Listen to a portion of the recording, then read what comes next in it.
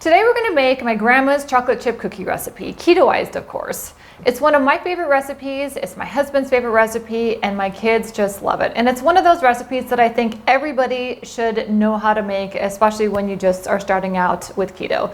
So in case we haven't met yet, my name is Trina Krug. You can always find me and all of my recipes at trinakrug.com or theketooption.com. So let's get started. The first thing you want to do is you're going to take your butter that is room temperature, and if it's not room temperature, you can cheat a little bit like I do and throw it in the microwave for about 15 to 20 seconds. You have your coconut oil, and you can also cheat there a little bit. If your butter is not quite melted, you can use hot coconut oil to put into here and it'll melt your butter for you. So we're going to combine those for a second with your hand beaters. Okay, so after you get that combined, you're going to want to add 1 egg. Your sweeteners, I choose generally to use monkfruit granular sweetener. And for the brown, you can either use Swerve, which is what I'm using today, or you can also use monkfruit. They have a brown version as well. And you're going to use 1 teaspoon of vanilla. And you can either use 2 teaspoons of vanilla, or you can do what I like the best, and that's to use 1 teaspoon of vanilla and half a teaspoon of almond extract. If you're not a big fan of almond, just use 2 teaspoons of vanilla, but the almond really gives it an extra special flavor that I really like. So we're going to beat that up again.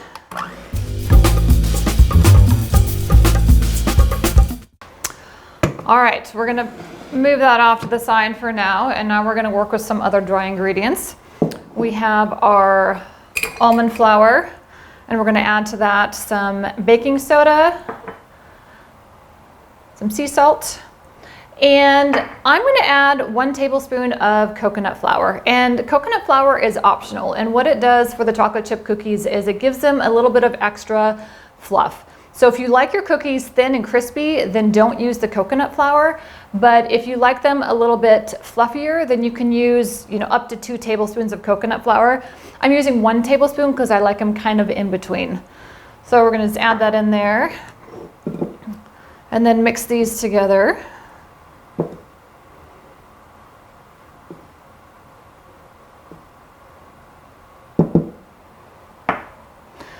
So now we're going to add in the dry ingredients with the wet ingredients. And blend that up again.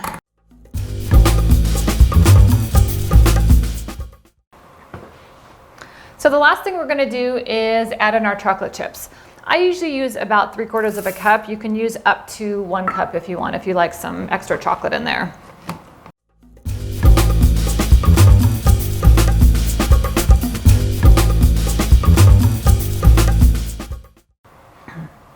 So now we're going to roll out our cookies.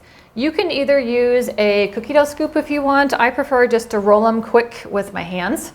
And your hands might get a little bit doughy, but that's okay. If you find that your dough is a little bit too sticky, then you can always put it in the fridge for about 10 minutes, or you can get your hands a little bit wet, and then it'll keep all the extra dough from sticking. But as you can see, it's not too bad.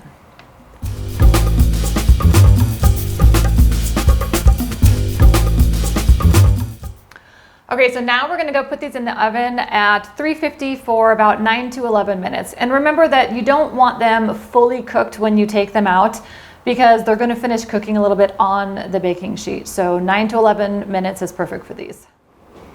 All right, so we're back after about 11 minutes of baking, and here's what the cookies look like. They're perfectly baked. Here's my biggest tip. When you take these out of the oven, let them sit for at least 5, preferably 10 minutes. If you don't, and if you pick them up when they're still warm, they're going to crumble a little bit. And the last thing you want is to have a crumbly cookie. But when you let them cool, then you can see they're perfectly brown on the bottom, done on the top, and ready to eat. Hold on. I think so. Okay, so I can have that? Yes. I love you. I love you too.